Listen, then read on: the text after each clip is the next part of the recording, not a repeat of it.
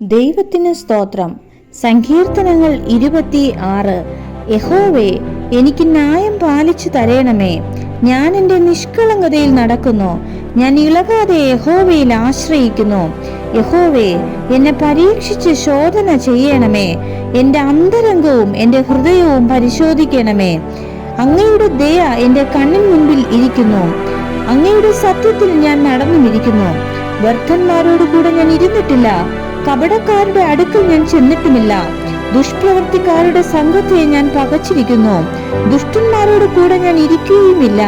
സ്തോത്രസ്വരം കേൾപ്പിക്കേണ്ടതിനും അങ്ങയുടെ അത്ഭുത പ്രവൃത്തികളൊക്കെയും വർണ്ണിക്കേണ്ടതിനും ഞാൻ കുറ്റമില്ലായ്മയിൽ എൻ്റെ കൈകളെ കഴുകുന്നു.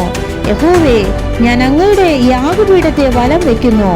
യഹോവേ, അങ്ങയുടെ ആലയമായ വാസസ്ഥലവും അങ്ങയുടെ മഹത്വത്തിന്റെ നിവാസവും എനിക്ക് പ്രിയമാകുന്നു.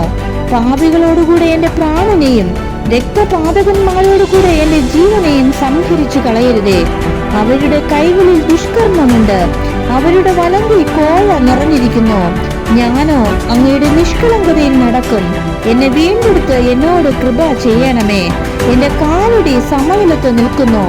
സഭകളിൽ ഞാൻ യഹോവയെ വാഴ്ത്തും. ആമേൻ.